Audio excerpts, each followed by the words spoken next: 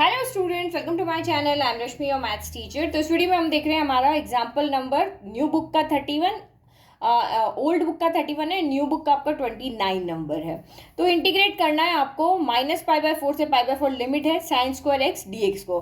तो मैंने स्टार्टिंग में जब 1 to 8 हमने एग्जाम्पल किए थे तो वहाँ पे मैंने आपको बताया था कि साइन या कॉस के ऊपर कोई पावर है तो उसका इंटीग्रेशन का फॉर्मूला हमें नहीं आता। हमें इंटीग्रेशन ऑफ साइन एक्स आता है, हमें इंटीग्रेशन ऑफ कॉस एक्स आता है। लेकिन हम साइन स्क्वायर एक्स को सिंपल फॉर्म में चेंज कर सकते हैं। कौन से फॉर्मूले से? साइन 2x या कॉस 2x वाले फॉर्मूले से। तो यहाँ साइन स्क्वायर एक्स है तो कॉस 2x वाला फॉर्मूले से हम इसको चेंज कर सकते हैं। बट प्रॉब्लम ये है कि यहाँ पे आपका लिमिट लगा हुआ है। तो आप अपने दिमाग में हमेशा रखना कि जब भी लिमिट आपकी सेम हो और साइन चेंज है, जैसे -a से +a, -π/4 से +π/4, तो हमारे पास एक प्रॉपर्टी होती है। तो उस प्रॉपर्टी से हम डायरेक्ट आंसर निकाल सकते हैं। अब वो प्रॉपर्टी कौन सी है? ठीक है, तो प्रॉपर्टी मैंने यहाँ P7 प्रॉपर्टी आपकी 341 पेज नंबर पे है। तो ये इससे क्या हो जाएगा, अगर आप चेक कर लोगे कि आपका फंक्शन इवन है या ऑड फंक्शन है, तो ऑड फंक्शन अगर आ जाता है तो वैल्यू आपकी डायरेक्ट इसकी हो जाएगी 0।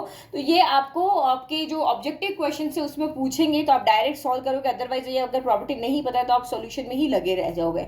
तो कोई भी फंक्शन ऑड फंक्शन का होगा तो आपका यहाँ पे एक्स की जगह पे अगर आप -x रखते हो और सॉल्व करने पर वो माइनस बाहर आ जाता है तो वो फंक्शन आपका ऑड फंक्शन हो जाता है। लेकिन सेम अगर आप एक्स की माइनस रखते हो और फंक्शन में कोई चेंज नहीं होता, वो पॉजिटिव का पॉजिटिव ही बना रहता है, तो वो इवन फंक्शन होता है। तब हमारा क्या होगा, वो लिमिट जो होगी -a to a वो 0 to a बन जाएगी और यहाँ पे 2 लग जाएगा और उसके बाद हमें सॉल्व यहाँ पे करना पड़ेगा।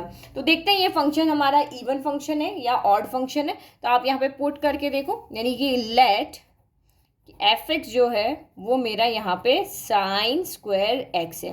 तो this implies F of -x क्या होगा, तो ये हो जाएगा साइन स्क्वायर -x हो जाएगा यहाँ पर।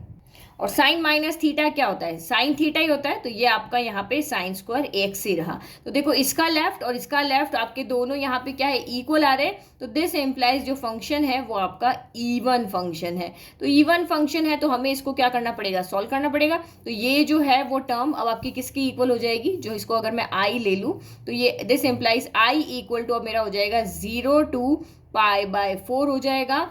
आगे 2 आ जाएगा, यहाँ 0 हो जाएगा, यहाँ 2 टाइम्स हो जाएगा और एफ एक्स डी एक्स यानी कि sine square x D x हो जाएगा। अब साइन स्क्वायर का तो होता नहीं है तो साइन स्क्वायर की जगह पे हम फॉर्मूला लगा के इसको चेंज करेंगे। तो ये हमारे पास फॉर्मूला है cos 2x = 1 - 2 sine square x. तो हम यहाँ से स्क्वायर को हटा के ये लिख सकते हैं। तो अब ये नेगेटिव इसको उधर ले जाओ, इसको उधर लेकर के आ जाओ। तो ये आपका क्या हो गया, 2 sine square x = 1 - cos 2x हो गया। तो हमें तो ओनली साइन स्क्वायर एक्स चाहिए, यहाँ से 2 हटा के इधर लिया। तो इसकी जगह पे हम यहाँ पे क्या लिखते हैं, 2 0 to π/4 1 - cos 2x/2 हो गया। तो इस 2 से ये 2 आपका कैंसिल हो गया, कांस्टेंट टर्म है। अब आप यहाँ पे इंटीग्रेट करो, 1 का इंटीग्रेशन करोगे तो ये आपका क्या आएगा, x आएगा। और इंटीग्रेशन ऑफ cos x क्या होता है, तो साइन x होता है। तो ये आपका साइन 2x हो जाएगा और 2x है तो यहाँ x के साथ जो भी प्रोडक्ट में होता है वो नीचे भी आ जाता है। और ये आपकी यहाँ पे क्या हो गई, लिमिट हो गई। तो लिमिट को सॉल्व कर लें तो x की जगह क्या रखेंगे, π/4 हो गया। ठीक है, फिर -1/2 को आगे ले लेते हैं, साइन 2 × π/ कितना हो गया, 4 हो गया। तो ये आपका π/4 रहा, माइनस का 1/2, 2 से ये कैंसिल हो गया, 2 टाइम साइन π/2 की वैल्यू क्या होती है, 1। तो यही आपका फाइनल आंसर आ गया। ठीक है, इजी, समझ में आ गया। तो यहाँ पे प्रॉपर्टी याद रखोगे तो बहुत इजी हो जाएगा। अगर ऑड फंक्शन आता है तो कुछ भी लिखने की जरूरत नहीं, डायरेक्ट आप आंसर 0 कर सकते हो। लेकिन इवन फंक्शन है तो आपको सॉल्व करके देखना है। तो सॉल्यूशन इतना इंपॉर्टेंट नहीं था, मेनली ये प्रॉपर्टी आपको याद रखनी है। Thank you.